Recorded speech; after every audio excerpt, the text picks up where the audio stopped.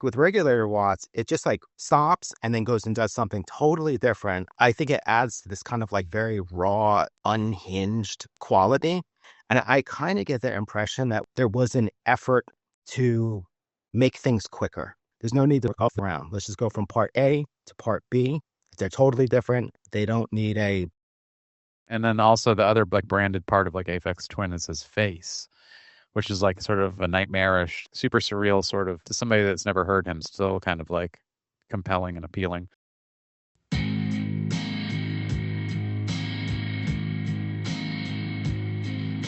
You are now listening to Male Worship Radio. Oh. Hey, well, Ready to do it. Thanks. Do it one more time. Okay. Welcome to Nail Worship Radio. I'm Jason, and here's Joshua. Hey, yeah, welcome to the show that we've yet to figure out how we're supposed to intro it. Today, we got the open-ended format. What are we talking about today? Regulator Watts, reissue, Aphex Twin Supreme Collection, Bobby Puglio, and maybe Daniel Higgs. Yeah, that's what I had on my docket. Diverse setup. How about this? You saw Higgs last night. Now I know you didn't see the whole set, but how was it? Pretty. The maybe 5 minutes that I saw was unsurprisingly pretty entertaining and great. I basically caught like the end of the set and like a little bit of banter and a little bit of like poetry reading and stuff. So that was pretty much it. I barely heard any banjo. The poetry, I can't believe I'm saying this. The poetry stuff sounded actually awesome. I watched that clip that you posted on Instagram, and yeah, he has such a, and not that this is surprising, but like lyrical, lilting delivery. Yeah, that he's such it's not like watching overly earnest poets. Yeah, he's a real one. You know, I think a lot of people like it's a little cringy when you hear people like reading poetry out of like a little book or something, or like, but he's just such a natural performer, I think. Mm-hmm. And as I said, over text, like I think if he wanted to, and I'm not even being sarcastic, I think he could do stand-up comedy and he would be hilarious. Like he's genuinely a really funny guy, and he had like some stuff on stage. Like he's like, I'm in Providence. He's like, is Lupo still around? And everybody's like, no. And he's like, well, not to boast, but I played there one time. And it was really funny. Not to brag, but yeah. Did you catch any of the music part, or was it like no banjo by the time you got there? Pretty much like maybe 30 seconds of banjo I caught. Yeah. And it really, you know, my one complaint about the show is I think he should have been headlining, and I think it really, I'm kind of pissed off that the show was arranged the way it is with, I mean, I sound like I'm talking shit, but like that other guy is just not good and nobody knows who he is compared to Dan Higgs. So I felt like it was sort of, maybe Higgs prefers to play first, but like I went over there around like 9 o'clock, fully expecting the other guy to be the opener, and it was the opposite. That makes sense, because I was wondering why you had gone so late when you said that you caught like the last 5 minutes, and I was like, so you went there at 12:30 in the morning? No, I mean, I went there at like 9 o'clock thinking the doors were at 8. I thought, and I guess at 8 o'clock, he was on stage by like 8, like opened the show. Yeah, it is. It kind of bummed me. It actually really bummed me out, but it did kind of make up for it, getting to chat with him a little bit and kind of talk about Matt Shasta together. But he lives in Japan now. That's the other thing. Like, he's not, as of the last 3 years, I guess him and his wife moved to Japan. So he's traveling abroad right now to do the tour. I've got a segue story that will connect this to Regulator Watts. Oh, good. Well, actually, there's two. What the fuck is the first one? I'll skip the first one because I can't remember now because I've only been awake for 2 hours. But in 2002, winter 2002, Abilene was playing at the at Big V's in St. Paul. And Abilene is Alex Dunham of Regulator Watts. It was his Chicago band after Regulator Watts. and Abilene played like their first record was like very moody post rock, basically. And so we drive to Big V's and realize that our friend Matt had forgotten his ID and couldn't get in. And so we were like, all right, well, we'll take you back to Minneapolis to get your ID. And he's like, no, no, no, you guys should just go. I'll just take a bus back. And it was like January in Minneapolis, so it's coldish ish, and it's like kind of a dicey area. And we're like, no, we'll just take you and we go get it. So we go get his ID and we get back to Big V's. This must take like an hour. And so as we're paying, whatever band is playing is unbelievably noisy and screamy. And I step in and realize it's Abilene and they sound totally different than they sounded on that first record. Like they were like waves of feedback. And then I didn't know that Fred Erskine was in the band now playing trumpet. So I caught at most 1 minute of Abilene, who sounded totally different than I recollected. I didn't know that they had a new record. I just was so psyched to see them because I love that other record. And I did get to talk to Alex for a couple minutes, which was cool. But the other parallel to your story is that for some reason, Abilene were opening up for this band 31 Knots that were on the same label that was like awful, shrill kind of math rock, and it sucked. And I just assumed Abilene would be the headliner because like it's their second album. Yeah. Alex Dunham, whatever. But instead, no, I caught 1 minute of them. And then forever was angry at my friend Matt for coming out. Oh, because of the ID is what made you miss it. Yeah. Mm-hmm. Yeah, we were Yeah. all art school kids, and he was 21 but did not look 21. Yeah. So yeah, we couldn't get in. I only have myself to blame for missing the set last night because I was just like hanging. I thought I was so like had it together last night. I'm thinking, no, I don't want to see that other guy. I'm just gonna roll in like not even late, but just like casually around 9 o'clock. And for sure, I'm gonna see Dan Higgs's set. And I don't know why. I mean, actually, the girl at the door said like a lot of people were confused by that because a lot of people thought that he was headlining as well. He's a legendary figure. Yeah, and then this other guy from that isn't legendary or like as respected. I mean, I don't know, whatever. I'm not. I don't want to. I mean, I'm definitely familiar. Like, I've never heard that guy's stuff. I'm definitely familiar with that scene. I remember them being mentioned for sort of a long time, especially when that whole like, yeah, the weird noise freak folk stuff was like popping in 2005 or whatever. I know that they were. Yeah, Arthur magazine was around. I forgot about Arthur magazine. Yeah, I'm only familiar with some bands by name, so Totally. yeah, that sort of sucks though. You know, it's going to be funny. Okay, so we've got our Lungfish thing. We've got our Hoover and our Lungfish references, and I'm pretty sure we're going to organically get to Nirvana today too. There should be a maybe game for for this show. I know, right? We should. I have no new Nirvana trivia on my end, but yeah, maybe that'll come up again too. All right, let's do Regulator Watts.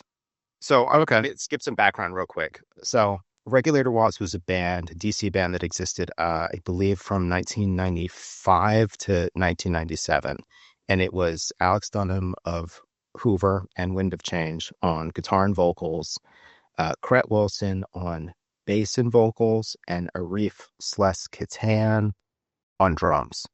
They did, how did they do? They put out a 12-inch EP, a 7-inch, a split 7-inch, and then an LP, pretty much all on Slow Dime. I think maybe they did one compilation song. And after they broke up, Slow Dime released a project called the Mercury CD that collected that first 12-inch EP, the Mercury EP, plus the 7-inch, the split 7-inch, interludes that were recorded for the LP, maybe a dub version of the song with Bobby Sullivan. It's basically like a collection of odds and ends. Though as a collection of odds and ends, it's incredible. So that's been out of print for, well, decades now. And it's been re-released like a few years ago was re-released as the Mercury LP with some of the interlude type stuff taken off of it so that it would fit on a single LP. And now Solid Brass is reissuing the Regulator Watts stuff, and they've started with teasing out singles of stuff off the Mercury LP. That was a mouthful. Right now, I think there's just 3 songs out, and they capture like 2 things from the first 12-inch. And then what I believe is probably their absolute last song, or something that they never really finished, the song Sick Little Twist. That's kind of like the lay of the land. And I'm not sure where to start this with, but you'd never actually heard Regulator Watts up in, or maybe you'd heard them a few times, but you never really listened to them, right? Not until this. Yeah. When you first heard the first song that was released, 48 Donut Queen, you Yeah. thought that might be new. It's been like a month, and now there's 3 songs out. How do they sound to you now? Good. I mean, I like the stuff. I still maintain that I think it was 48 Donut Queen to me. I don't know if it's the production. It sounds a little bit like bumper music or something for television because it's got that like doo doo doo doo doo doo. Like it sounds like it's about to be like a Chevy commercial or something, and then the drums come in. It's like it just has that kind of accidental kind of slickness to it. I know you think I'm crazy for I don't know, but it I reminds me a lot of like music for TV. Yeah, so when you first said that, I really misinterpreted what you were saying because I could see parallels to other stuff, like the interlude music off the LP, and that's more what I was thinking of, because it's very like film score-esque. But Yeah, that would be a better way of putting it, I think. now, thinking about what you're saying and having more time to absorb it, I think that I understand what you're saying because there's this quality to that song 48 Donut Queen, which is that it starts with like this like very propulsive 2-note kind of bass line, heavily reverbed out drums. Like the drums have Yeah. so much like reverb on them that you almost can't tell which part is the drum beat and which part is the echoes of the drum beat. And Yeah. and then the guitars come in, and this is one of the things I think is super interesting about that song, but the guitars come in this very intense but tentative way because they just stop. And I think like I can totally now see like, oh, I could actually see what you're saying there. Like if you take out the rockin' part of that song and you take the weird intro but bits where like guitars come in and then they're gone, I could totally Yeah. see how that could seem like something that just sits inside of something else. Yeah, yeah, that's why I think it probably reminds me of that. Because it's not a dig at it. It just struck me as I thought it was like a newly recorded thing because it sounds like ultra new to me. But yeah, I think that stop and start kind of like bass line with the drums and just the general production sounds like something that like if I worked in TV and film like a music supervisor or something and I heard that I feel like they could place it on like a TV show or like film or like a soundtrack or something very easily. um It's funny because we were just I talking guess about. Oh, sorry, I'm gonna rudely interrupt, but just we're just talking about Lungfish and the idea of John Kreese wanting Lungfish to be like a trip hop band, but that yeah. little chunk of 48 Donut Queen, the intro, or the main kind of chorus part of it, it's not trip hop, but it feels to me very much like kind of electronic music, Yeah, that's rhythmically and part of it. sonically. Yeah, it kind of reminds me of like one of those bands that blends the two, where it's like live instrumentation with like a trip hop kind of like thing. And I mean, I guess that was recorded in the '90s, right? Or no? Yeah, The- 1995, I believe, maybe Okay. 96. I Yeah. didn't take that record out today. I probably should have. Oh, we have both the original 12-inch. Okay. Yeah. It's actually, let's see, recorded spring 96 with Jeff Turner. That we've deconstructed that idea. So now having heard more of it, does it still sound like it's something that could be new?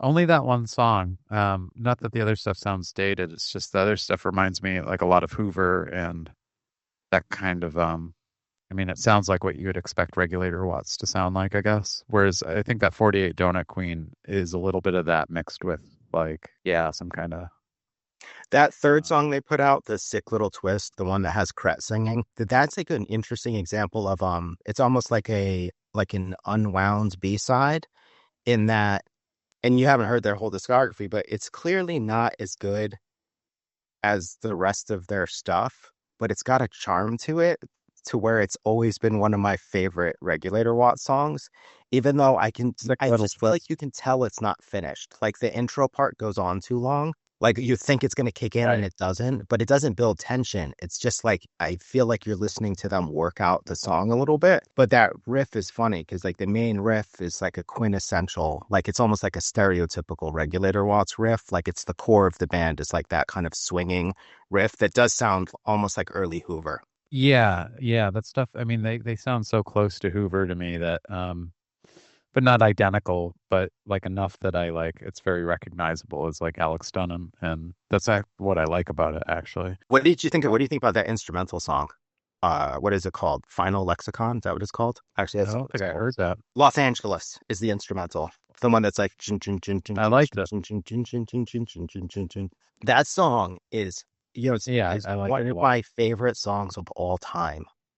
And it like almost confuses me because it's like so simple and minimal. It's just these like two, I think there's keyboards on it too, which is interesting, but it's just like this super simple palmed riff and then there's like this simple melody, but for decades, I will have that entire song play through in my head, the entire thing from start to finish. I'll wake up some days and that song's in my head, and Interesting. I'll just run through the entire song. It's bizarre. I almost don't even need to hear it anymore because I can just like on recall play the song in my head. I think it's like to me it's like the interesting one because it's like you can tell it's Alex by like he really likes those like muted, almost melodic guitar lines. Like they're not Yeah. melodic because it's just like chin, chin, chin, chin, chin. But like the stuff that he does, where like one you can tell it's him just by the guitar tone, and then just the way he controls like the volume control on it, like when it does those kind of laser beam notes, it's just kind of incredible. And it's funny because it's almost like speaking of electronic stuff, it's almost like disco, like in terms of that doom, tsh, doom, like that super simple kind of like I don't know 1 2 drum beat or whatever, or because it's not Right. like funk, it's almost like dance music. Yeah, interesting. I wish I had more to add. I mean, I did listen to these what's on Spotify several times this week at least. Yeah, the one thing I really like about Regulator Watts, you don't hear it on Los Angeles, but on the other two songs, like the way that stuff kind of stops and starts and disappears, like especially on 48 Donut Queen, it's almost like unhinged. It's like kind of very raw. And then the other thing is I love just the dramatic shifts. Like it just changes on a dime and goes off in a new direction. And I kind of feel like, especially with where Hoover went, where largely Hoover was about these kind of things that flowed from one part to the next, like especially the big epic songs. Yeah. Like with Regulator Watts, it just like stops and then goes and does something totally different. I think it adds to this kind of like very raw, unhinged quality. I assume, I could be wrong, but I assume that Hoover spent a really long time working out songs, just in terms of that all the super epic songs off the LP, they were touring those songs while promoting the second 7 inch. So like they had worked out that stuff a long time. Like they had worked it out a long time before the LP came out, and they're very like ambitious, kind of grand, very tight songs. And I kind of get the impression that with Regulator Watts, there was an effort to make things quicker. Just fucking jam two parts together and kind of call it a day, and not do like what we talked about with Kerosene 454.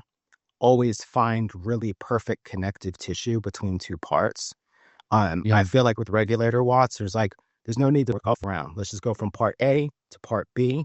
They're totally different. They don't need a bridge or whatever. With Sick Little Twist, it's like most dramatic because it just goes into that crazy dark soundscape halfway through.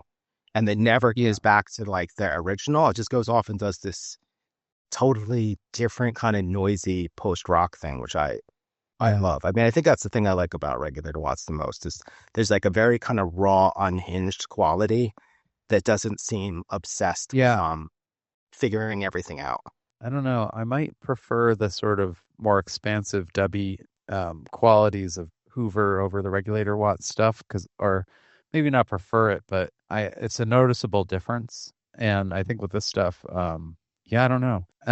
What do you think? Do you prefer Hoover over Regulator Watts, or are they all kind of the same? I prefer, ballpark as a band, Watts over Hoover, but as records, Hoover over Watts. I don't know if that like makes sense, but I think Regulator Watts is my favorite band of all time. Yeah, I The mean, Hoover LP might be my favorite record of all time.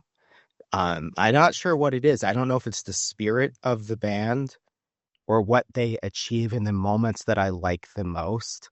Because I scratch my head at Regulator Watts. I think it's the thing we were talking about with like Nirvana, Beastie Boys, and other bands that we are like kind of obsessed with. There's something a little bit perplexing about whether it be like with those two bands, their fame, but with Regulator Watts, there's something perplexing about the creative decisions that I can't imagine how.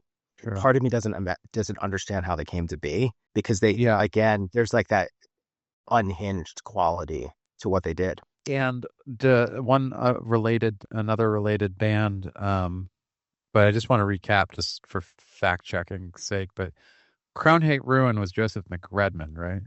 Yeah, Joseph and Fred. Joseph and Fred, and then Vin, whatever his name was from Lavara. Six Band on drums. Lavara, right? Interesting. I'm kind of curious about. See, I love the Crown Hate Ruin stuff. I mean, if we're looking at the family tree of Hoover and like at least the several bands that were resulting from the breakup of Hoover, I think I would. Well, I don't know. I don't know if I like anything better. It's all, but I think I'm just more familiar with the Crown Hate Ruin LP and stuff. Hoover is like an interesting band in its split that when you see what everyone does next, you kind of can then see how the creative tensions within the band made something that was bigger than the sum of its parts. Because Fred and Joe, they start writing Crown Hate Ruin songs within 2 weeks of Hoover breaking up. They start Crown Hate Ruin pretty much the night Hoover breaks up. And I don't know too much about the breakup of Hoover other than that I assume it's personality tensions, because they basically got back from tour, had a meeting, and broke up. And I know like Fred felt like they shouldn't have broken up. I don't think I'm like speaking out of turn to say that. So I think it was personality tensions in large part.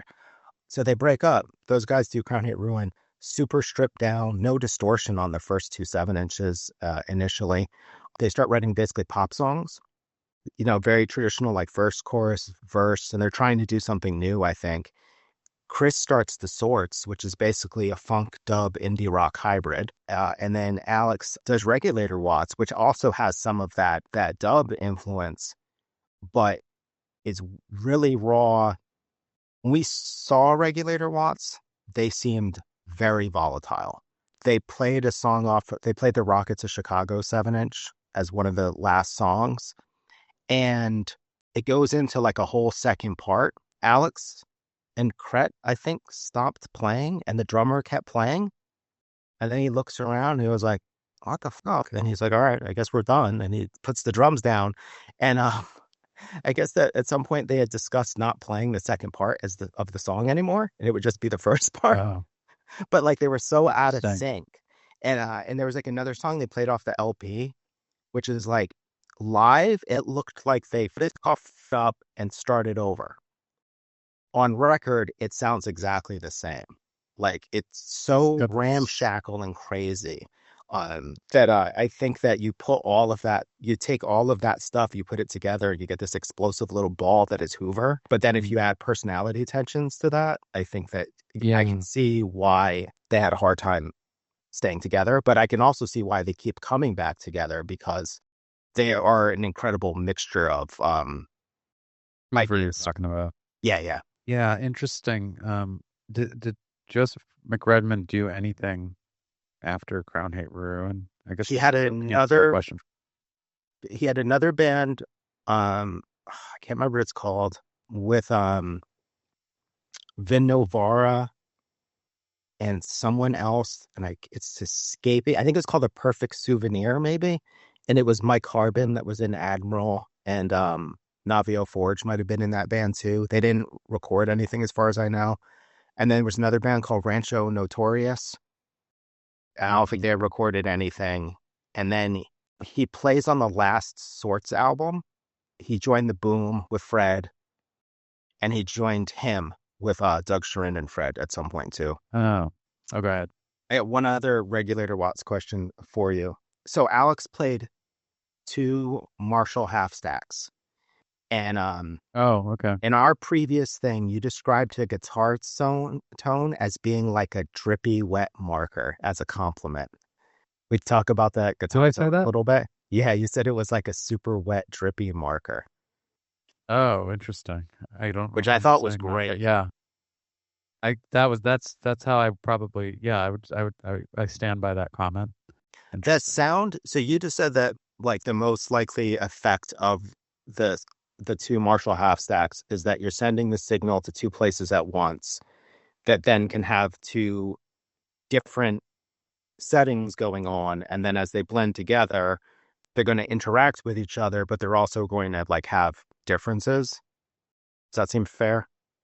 I understand. Yeah, because I have a similar setup lately. I played through like a split signal to 2 half stacks as well.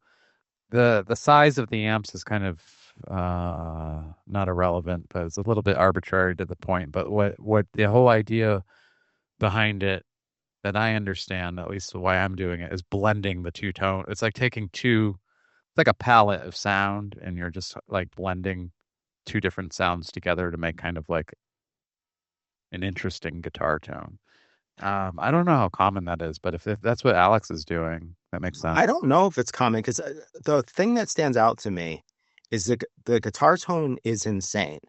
You can tell that you're hearing multiple guitar signals, and it's so messy that, at least to me, it doesn't sound like overdubs, right? Like it doesn't sound like, oh, we play the guitar and then we do another set of settings and we're going to do the guitar and we're going to play the same thing again, but with different settings.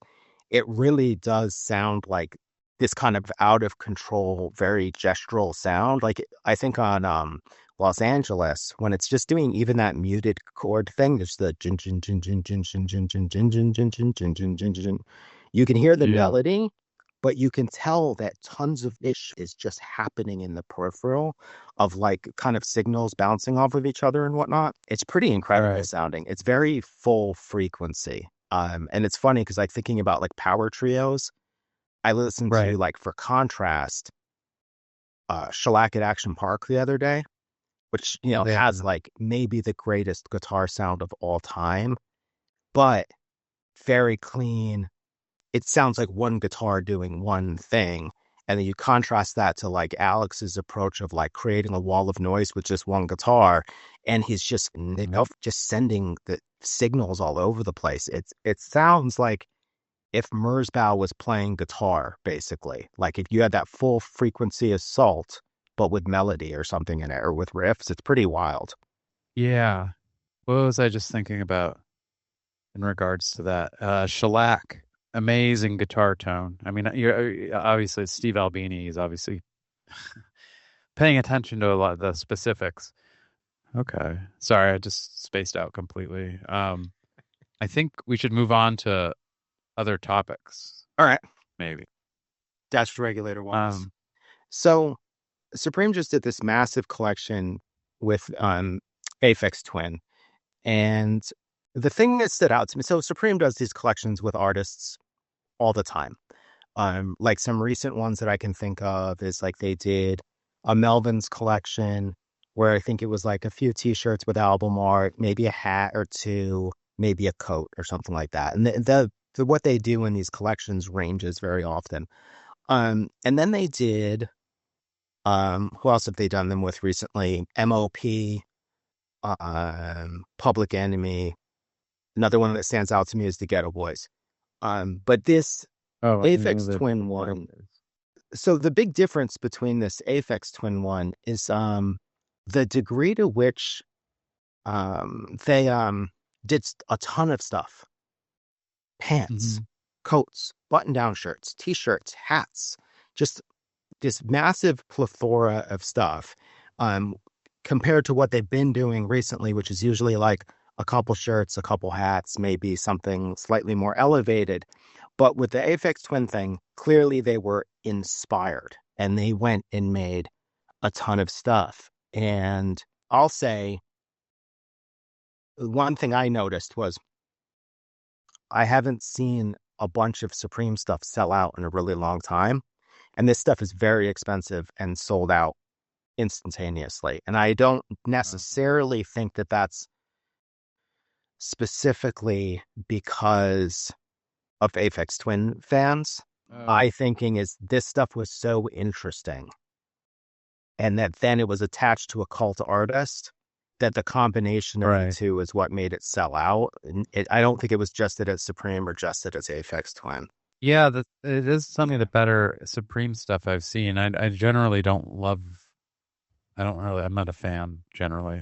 I probably have more criticisms of Supreme than not, but I also probably just don't get it with just their merchandising and branding on like various objects with just kind of a generic like a logo like slapped all over everything. So like seeing this Aphex Twin stuff was cool because it was like, I mean, it almost looks like it could be like a Brain Dead Studios collaboration. Because I don't know, do you follow them at all? You know, a little bit. I know of them. They're sort of like hyper specific, and they pay a lot of attention to detail, and they've done some really interesting collaborations.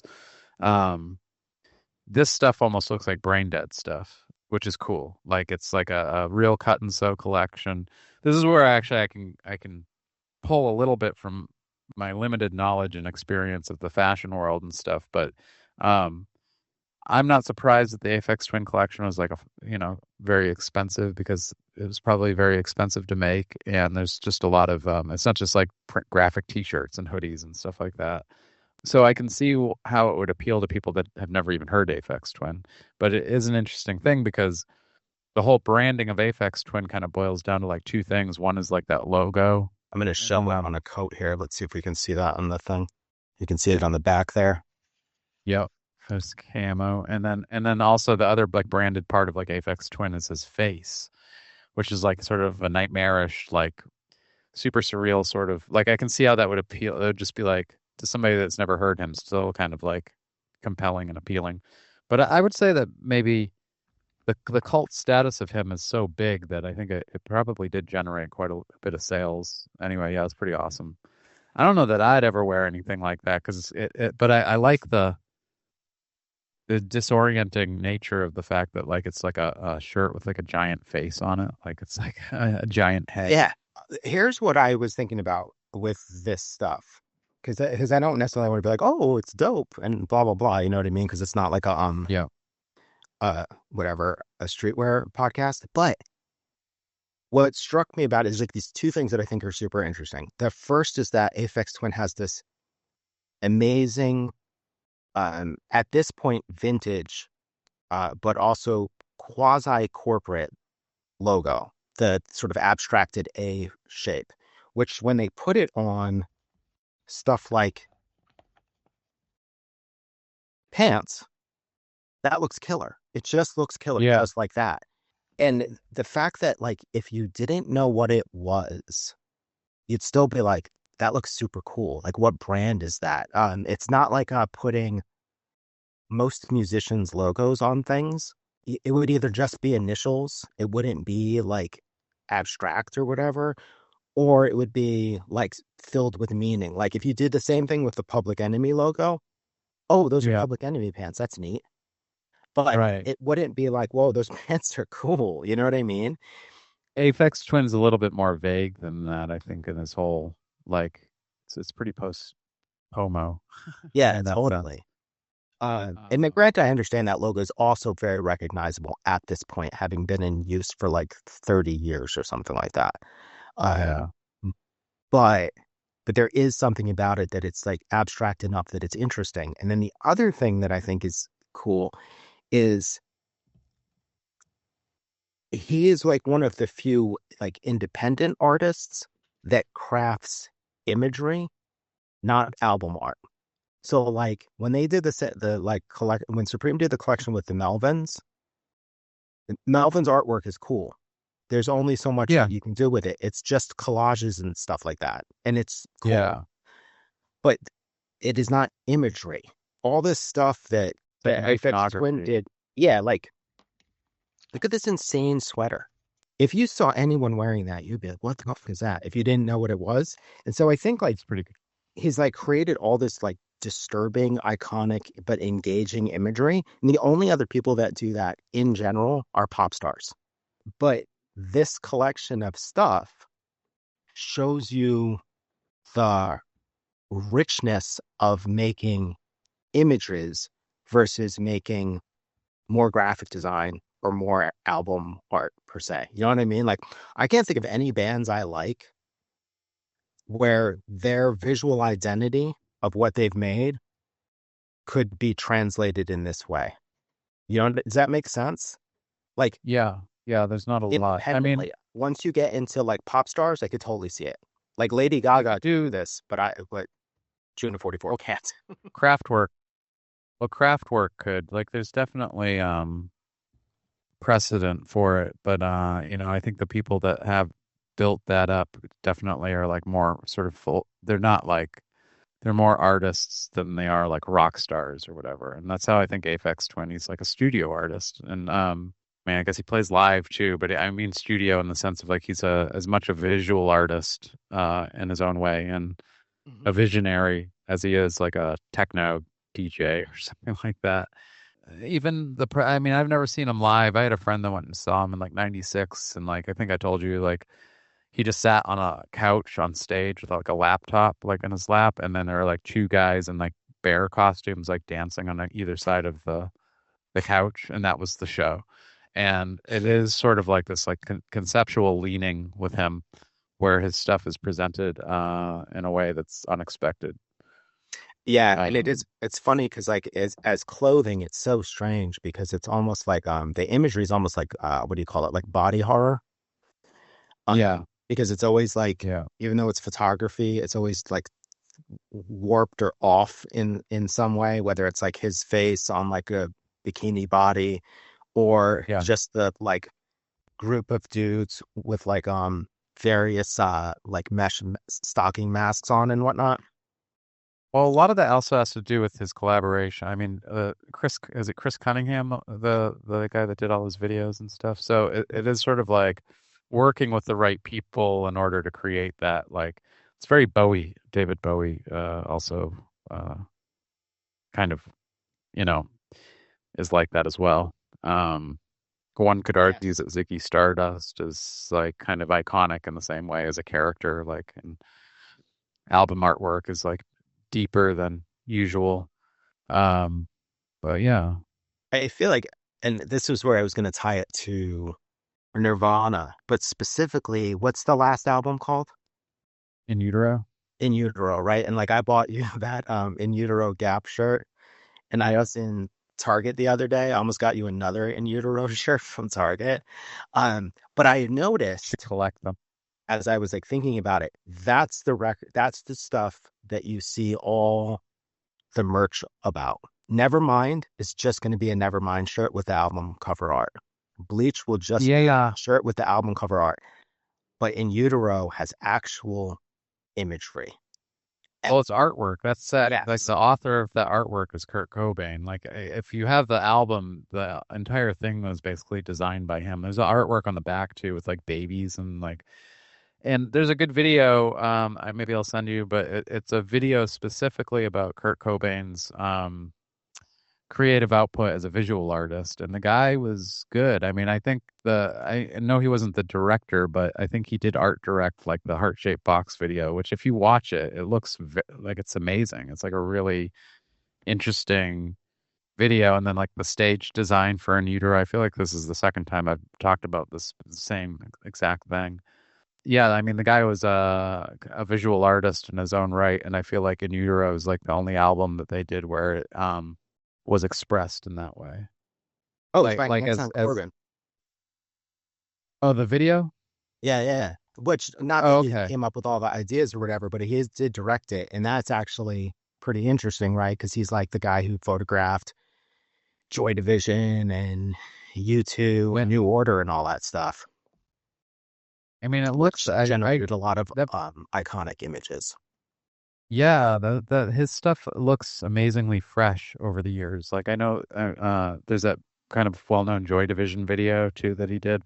I think posthumously after Ian Curtis had passed away, but it's like these figures on a beach with like big cloaked dark pointy hoods like walking around, and it's yeah, Anton Corbin, that makes sense. I'm not super familiar with like all of what he's done, but yeah, In Utero.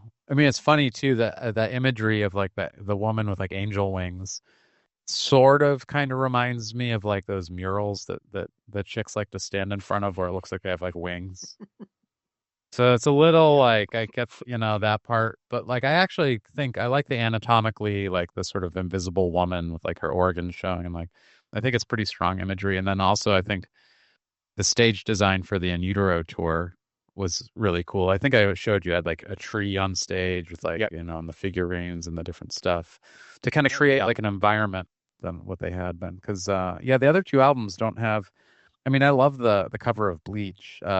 Nevermind is iconic, but I don't know how comfortable I feel about having like a some naked baby like on a shirt. Like it feels kind of Yeah. And it's so inappropriate. on the But nose. yeah, Yeah, whereas In Utero, you have like the imagery, the style of the imagery, like the yeah, way it's the graphically typography treated. too. Yeah. Yeah, yeah. It's like this combination. I think I love the is it Onyx, yeah. the Uh typeface. Yeah, and to sort of wrap it back around to the Aphex Twin stuff and like why this is so successful is I don't know if you'd agree with this. I feel like with a lot of the kind of music that we listen to, artists only do photographs of themselves because record labels require them to do so. yeah, Right? me Whereas like, too. Yeah, I yeah. mean it's such a pop thing. And I think let's see if it's on this version. Yeah, if you look at the Regulator Watts page on Spotify, it's the three members of the band.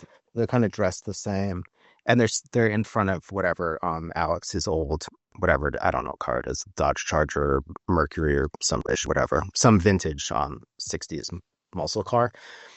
Yeah, So with like a lot of the music that we listen to, bands are like reticent about showing themselves. They do it because they have to, and I think one of the things that Aphex Twin did that was so successful was that he said like, okay, I'm going to show myself and I'm going to do it like in a way that's interesting. Because just being in an interesting outfit or just being in an interesting backdrop like Joy Division, those days are gone. It's been done to death.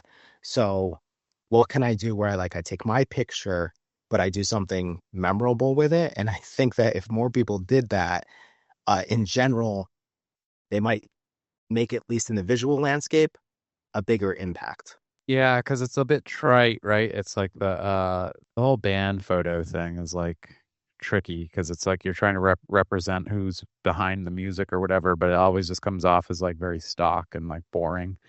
Yep, Um, and a lot of people are afraid to go any further, so they make it even more boring because they actually want to do what everyone else does. but then you have like someone like Aphex Twin that takes this entirely like screwed up like psychotic nightmare angle of it, just like putting his like grinning face all over everything.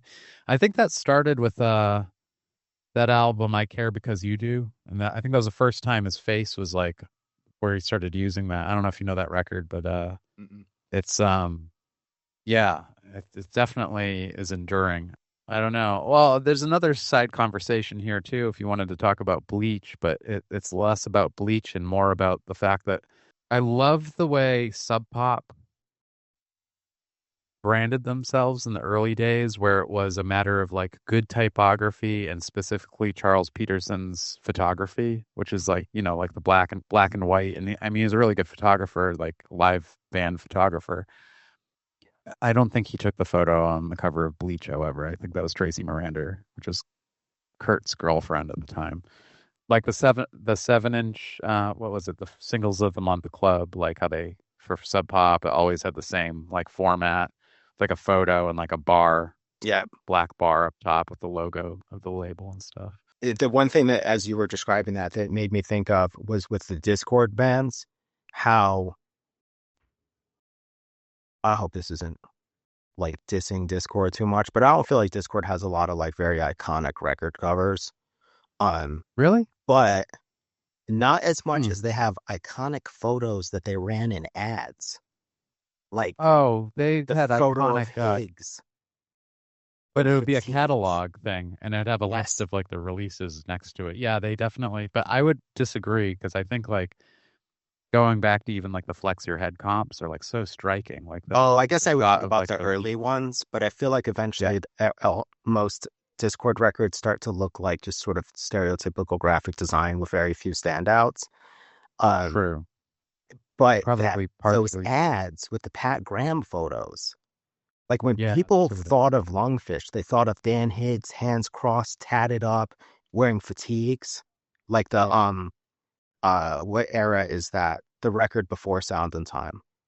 Pass and Stowe. Um, yeah, Chris Chris Thompson from the with Circus Walker. Lupus with the Walker, Fred Erskine with the bass up here, singing straight up to the mic, like highlight. Like Yeah. it's interesting that that imagery didn't get more mileage out of like Discord because like that's to me like True. that's the iconic Discord stuff is the Pat Graham images of the musicians in the 90s. Not to say that Well, like also obviously Cynthia. there's the Minor Threat record in Fish, but Well, there's Cynthia Connolly too, and she published that book, Banned in DC. And yep. And there's a lot around Discord, but it is a mixed bag. Is this Oh, a you can look photo it up. by her on this record because she had that series DC musicians in their cars. Yeah, I had a Where they are. postcard set from her at one time of that stuff. The photograph is not credited, but it seems very possible that it's actually a Cynthia Connolly thing. So I think it's Yeah, interesting that like forgot about if it. like live photography of Discord bands like produced a lot of like very iconic imagery and that Cynthia Connolly series. But in general, aside from Fugazi, who were very comfortable with having their photo taken, like they did a million photo shoots with Lenny Friedman, a lot of the like Sure. Discord bands, their press photos were very like, here's the three of us Oh. standing here. Yeah, yeah. I forget the name of that photographer too. I'm thinking of a specific record that I can't think of at the moment either. But yeah, kind of it has a kind of a dated look to some of the they look like press photos, like Yep. Glossons, like 5 by 10s or whatever. Yeah, 8 by 10. totally. Uh, And it's like I think if more people push that, that would have been interesting. But I think it's I don't know if it's ambitious or what, but I think it's standing out in a way that most punk musicians aren't comfortable with standing out. yeah, that's true. Ostentatious maybe is what it seems like to do. Even Longfish has those photos in there of them in their releases a lot of the Yeah. time too. But My favorite one is the one where the three of them are sitting down and one of them is in the foreground jumping in the air. They're in a park. oh, isn't that for Necrophones or It's something? either Necrophones or the one with the diagram on the cover. I think that's Artificial Necrophones Horizons. because oh yeah, or no, Artificial Horizon has like they're sitting in a church or something with like a church bell or there's something like in the foreground. Oh, yeah. Yep. All right. Well, this has been Sometimes. actually still a pretty good episode of Nail Worship Radio. Make sure you like and subscribe, share with your friends. Helps us a lot. Yeah, definitely like, definitely subscribe, leave comments, all that stuff. I don't even Yeah. care if the comments are vitriolic disagreements about how Frail's the greatest band ever. I would love that actually if we got in those. I would like it.